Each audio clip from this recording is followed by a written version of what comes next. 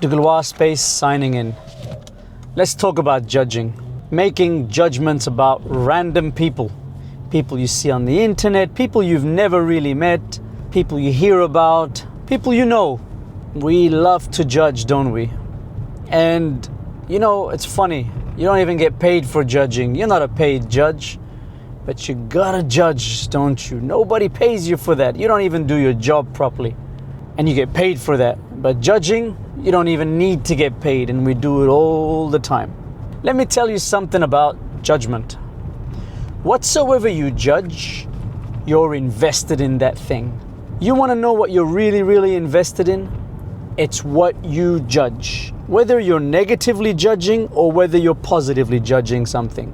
It is what you're invested in. The thing that you positively judge, that thing you're aware that you're invested in that thing. You know, you see a kind of sport that you like, you judge the players, you see something you like, you judge it for being nice.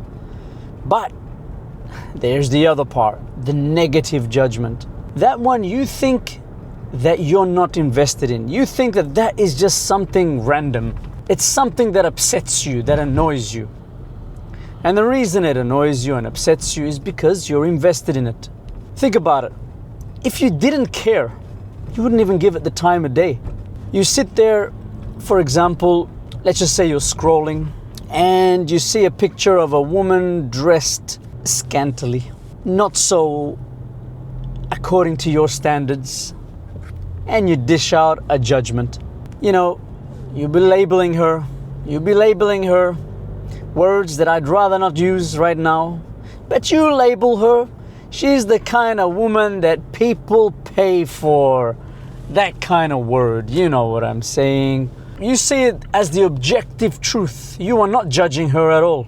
This is objective truth. You are doing a favor to society by judging this woman. This is what she is. Look up the textbook. That judgment you gave her, that's your investment. Deep down inside, you're invested in her so much. Now, how are you invested? Maybe you don't like the woman you're with.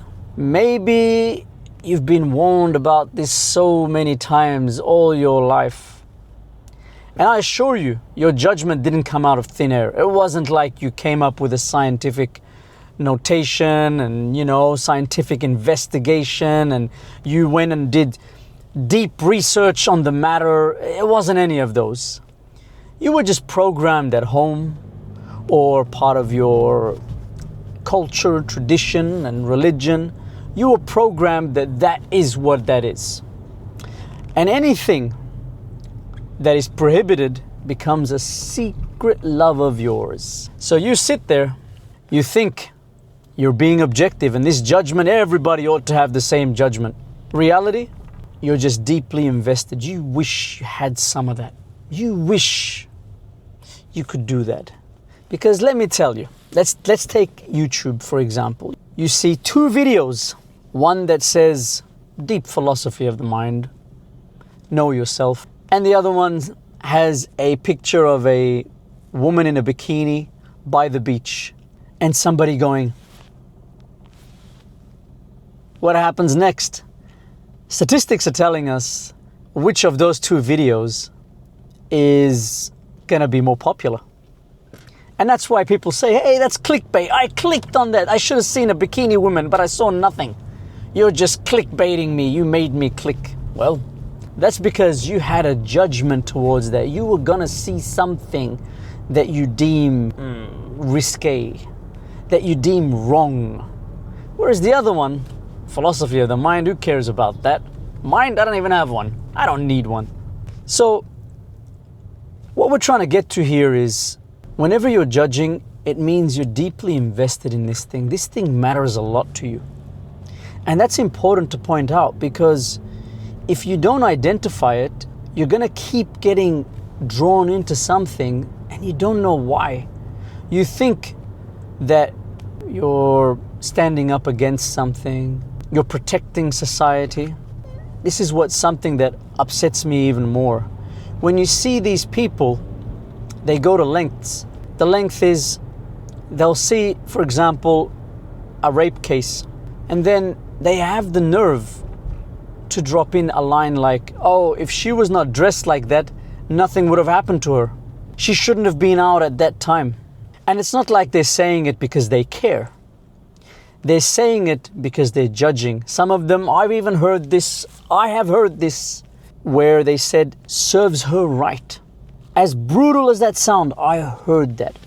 Of course, I gave that person a piece of my mind. Can you believe they justify a crime? Hey, let's go a bit deeper into this. Are you gonna just give out a judgment that quickly? You're not gonna look at, maybe that person wasn't educated enough to know the dangers of where they are. You should be trying to spread self-defense tactics so that this thing doesn't happen. You should be looking at the causes of what makes people attack. We need to bring dialogue, not to eliminate the type of victims who are a lot of times innocent, but we need to try to bring the idea of that person that rapes, that's not right. That's what we need. We shouldn't be sitting there saying, oh, she shouldn't be dressed like that. You should be giving people insights into how they can protect and defend themselves. For example, if your daughter, your cousin, or friend is going out at night, make sure they have somebody who can drive them back. Tell them to try to not stand out if they're going traveling somewhere. See, that's the kind of dialogue you should be having. Teaching people to be aware, not telling them, oh, she shouldn't have been dressed like that. Dialogue that brings awareness, not that brings hate and fear. Let me just pay for this. So we need to be aware of what we're judging, why we're judging it. And then that, you know what? If you become aware of why you're judging, sorry guys, we're in a car park and it gets a little bit noisy with some big car engines around here. So whenever we judge, try to be aware of the judgment that you're making, because it can help you approach the situation better. It can help you advise people around you better. You know, there's a big difference when you're telling your kids, or when you're telling the younger ones, when you're telling them, look what she is, look at her. There's a big difference between telling them that and telling them, look, hopefully if you go out like that, or if you know somebody like that, try to do 1, 2, 3, that protects you better. There's a big difference between that. When you're talking to a young person who hasn't experienced much of life and you tell them that, do you think you're prohibiting them? You're going to do one of two things. Either make them rebel against what you're saying, or you're going to make them turn into a judgmental monster. One or the other. There's a story that never fails to inspire me. A young monk is standing at the side of the road. The road is very, very muddy. And there's a woman standing on the side of the road and she wants to cross over, but she can't, because to cross over, she's going to have to step in all that mud. The young monk is watching, and as he's watching, an older monk comes up to the woman. He holds her, picks her up, crosses the muddy road, puts her down, keeps walking. The young monk is shocked. How did this happen? This shouldn't have happened. Monks aren't allowed to touch women. And he's thinking about this. What happens is, the next day, he's non-stop thinking about this thing. It's baffled him. He sees the monk, the older monk, he sees him at the monastery. Abbot. Yes, my son. I have a question that's troubling me. What is it, my son? Abbot, yesterday I saw you, and narrates to him the story. The older monk smiles.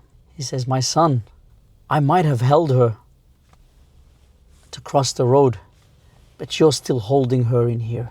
Now, I love this story so much. It basically gives you what judgment is. The young man is so invested in what's happened that he's thinking about it. And the man who did the deed, he's finished. He's done the deed. That's it. He did what he had to do, and he's moved on. And generally when we judge, it's that way. You're judging because something there, you're held up in it. And if you were to face it, if you were to make peace with it, if you were to find out about it, maybe, just like the abbot did, you'd cross that road, put her down, and it's gone. It's no longer there. DegloireSpace signing out.